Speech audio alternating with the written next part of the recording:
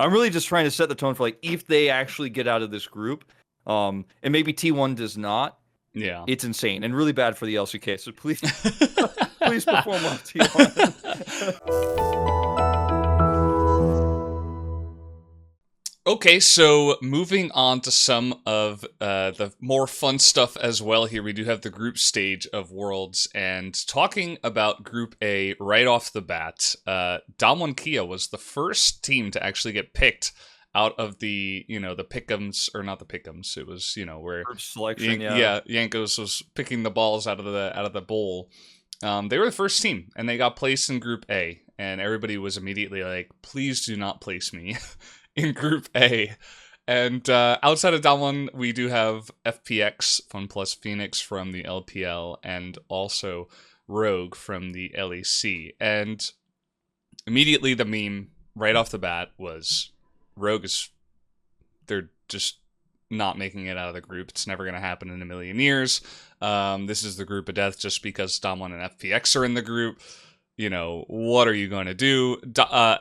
Rogue as well, they're like a very kind of slow-ish team. They're like kind of the Gen G of LEC. And I feel like against Damwon and FPX specifically, I would have to say that they pretty much have zero chance. But what do you think, Wolf? I think the one thing that I really like about Rogue, and I noticed about Rogue when I was watching them in the LEC, is that they play around early objectives really well. Like, I really appreciate how many resources they do or don't commit to taking their first Herald, for example, or on the first two Drakes, which is something that the LCK, in my opinion, has always kind of struggled with. It's like ride or die, we have to fight for the Herald Yeah. almost every single time, even when it's a really, really disadvantageous position, but you still see long, long rotations from bottom lane. The fight starts without the bot laner, who also isn't getting farm on the bottom side of the map. I wouldn't say Damwon Kia is the worst team at this. In fact, I'd say they're one of the best at it. Mm-hmm. But still, when you think about that, our region, just historically speaking, has kind of struggled around setting up for those early objectives efficiently. I think that's something that Rogue does extremely well, and one of the reasons why I think they could surprise people against Damwon Kia, especially in the early game. But we know that Damwon Kia has some of the best team fighting in the world, if not the best team fighting in the world in late game. They play slow games when they need to, and I think they'll adapt to Rogue's playstyle as a result. I think they'll be fine against Rogue. I also think that the conversation that I started kind of as like an offhanded comment, but has always come back to haunt me about is Khan an upgrade over Nuguri is the really exciting part about this group, and I think that it's going to be a really exciting matchup, and I honestly probably would say that it will determine who ends up winning out in that match, because if Khan struggles against Nuguri, if Nuguri gets super far ahead, then Damwon will kind of crumble around that, I feel. And if Khan wins, or if they play kind of weak side, play around him, and Nuguri can't get too far ahead, or if Nuguri, overextends, for example, Canyon punishes, he falls really far behind, then I do see a world in which FPX do kind of fall apart here. Honestly, I think out of all the group matches that we have so far, because obviously the groups aren't finished yet, we don't know who's going to fill out all of these. Mm-hmm. But from what we know so far, I think this is going to be the best group match that's scheduled currently for Worlds. I think Damwon Kia versus FPX is.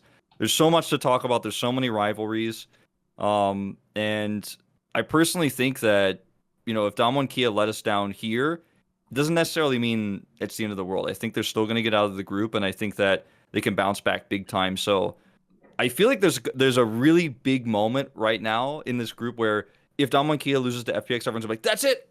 If Damwon can't beat FPX, then LCK is just never going to win this season of Worlds. It's just not going to happen. Like, I feel like you agree with me. Like, you could see this happening, this narrative, and then Damwon comes back and wins the whole thing. Like, I feel like that could happen for sure. Yeah, I mean, it happens every Worlds, right? The overreactions, right? It's like, oh my god, this LPL team lost. Like, LCS has a chance. Like, this is their year. No, probably not. Yeah, I would tend to agree. Like, I think there are going to be a lot of overreactions about this group. It's going to be interesting to see who does seed into this group as well. I think it's most likely going to be like Cloud9 if they make it out, right? Because it can't be LPL, LEC, or LCK, right? So we might see like Detonation Focus Me in here, which could also add some interesting spice, right? Where whoever's number 4 in this group, I think they have a less chance than Rogue to make it out, right? But at the end of the day, like, they could add some, big upsets, right? Like maybe Detonation Focus Me versus Damwon can have like a rematch, but this time Detonation Yeah. Focus Me win this time, and everybody goes crazy about that, and could absolutely happen. I do think that, you talked a little bit about Khan versus Nuggery, but also this might be the two best mid laners in the whole tournament going head to head, right? Because everybody loves to do their lists during Worlds, right? I tend not to, because generally it's just like, well, you're wrong because of this and this and this.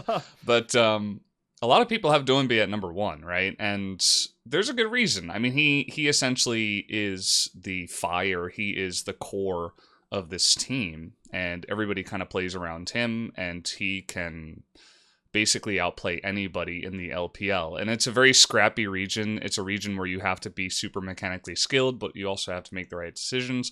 Doinby has proved time and time again that he can do that over and over and over.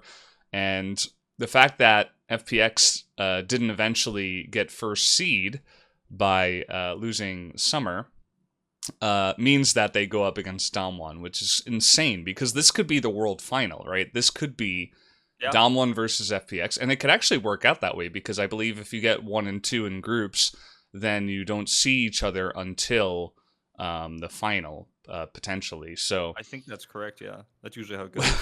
We could have both of these teams, go head to head, play some insanely fun League of Legends. Showmaker obviously versus Doinby in the mid lane could be some of the best we see, and then they might just meet again in the finals. Like, they are definitely a couple of teams that could be favorites that a lot of people are talking about, and that's why when people saw Rogue go into that group, Yankos made the face where it's like, probably not gonna happen, just because these two teams are so strong. So at the end of the day, like, whoever does make it in, as you were mentioning, like, Rogue has some interesting play styles that could really throw a wrench into the gears of some of these teams. But also, I feel like Damwon is really good at rolling with the punches. Like, they can get behind and win, they can get ahead and win, they can play slow, they can play fast, they can basically do whatever they want. I think that FPX is a team that's similar to that, maybe not quite as good at that, but also can deal with that. So it's one of those groups where it just feels already decided, and we're feeling pretty good about Damwon's chances here. Yeah, it's really interesting, because in some ways, like last year, we had Canyon do extremely well, in part due to it being very jungle dominated metal, but also because it was his solo laners doing so well that he could perform.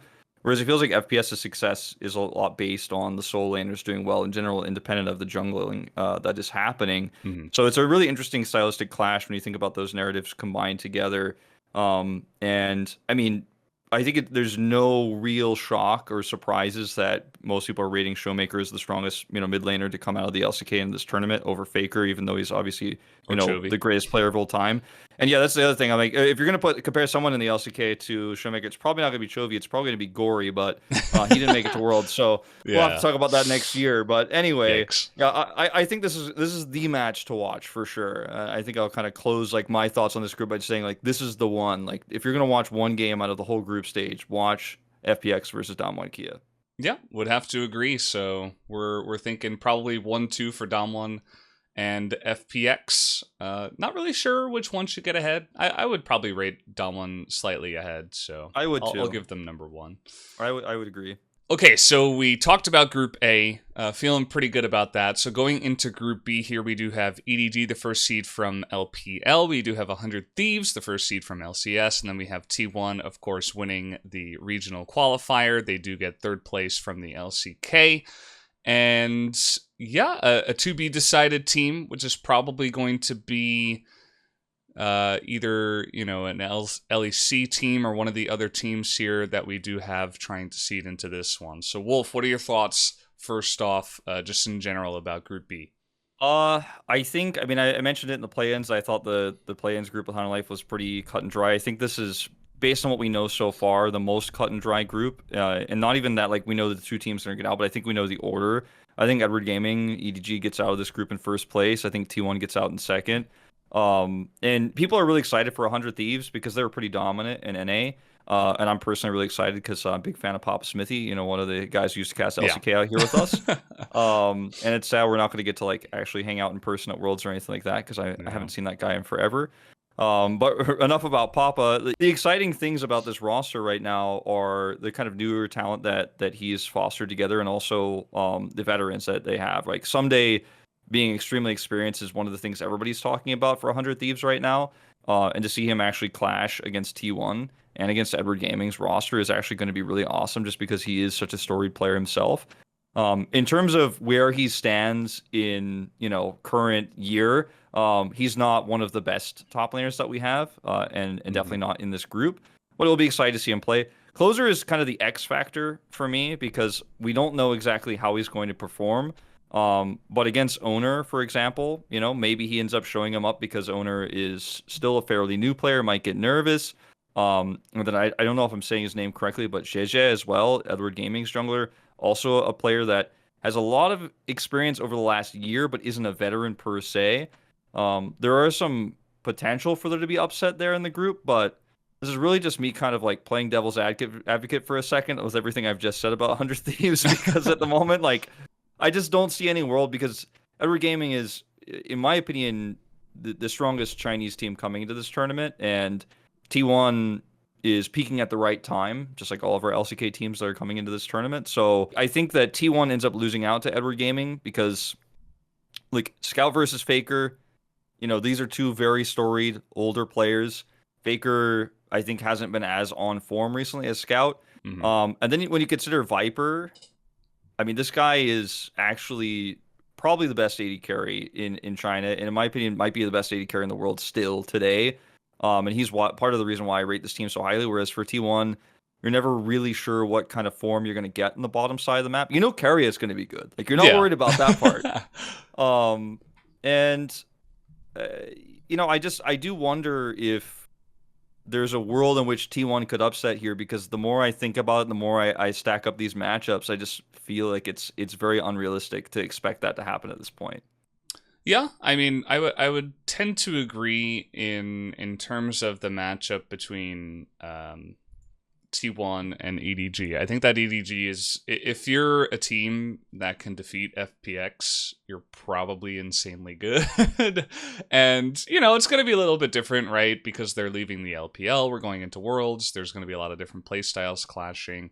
Edward Gaming, right? They have relied on their AD carry for a lot of the carry potential from this team. Like, as you mentioned, Viper is kind of insane what he can do, but who knows? Like, in this new meta, like, maybe Keria pulls out the Amumu support, tries to shut down the bottom lane, and maybe something, Faker's got a champion Ocean, basically, so he can play any of the new stuff. He was one of the first to play Master Yi in the mid lane, right? Like, this guy, he's no slouch when it comes to playing melees in the mid lane, and if we do have some kind of weird, funky mid lane meta, maybe he can pull that out.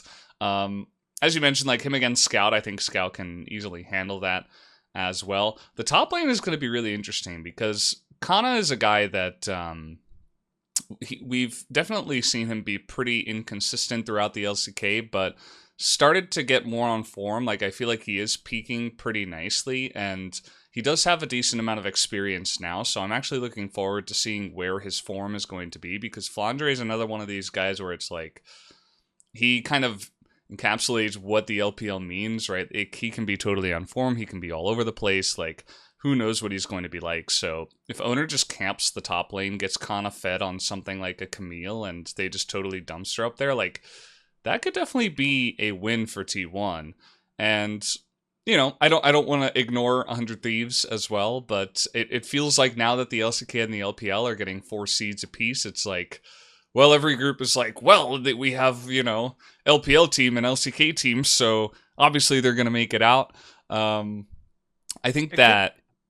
I was just going to say, I think it could be like a historic year for the LCS if 100 Thieves show up to play. Like, if the 100 Thieves fans who keep tweeting at us saying that this is actually the greatest team of all time are right, and 100 Thieves actually ends up getting out of this group, because it's an insanely difficult group to get out of with so many legendary players, it would be like so historic, right? I think that if you consider what this team has already accomplished in NA, and if they end up popping off and getting out of this group by some crazy upsets that would have to happen, it's definitely going to be like, this group suddenly becomes from what I was expecting, what most are expecting, the most cut and dry, obvious group to the craziest group in recent Worlds history. So there's a lot of pressure on this team, and it's an org that is still, I think, kind of finding its footing because it's not as old as a lot of the other NA orgs right now in terms Mm-hmm. of finding international fans outside of America.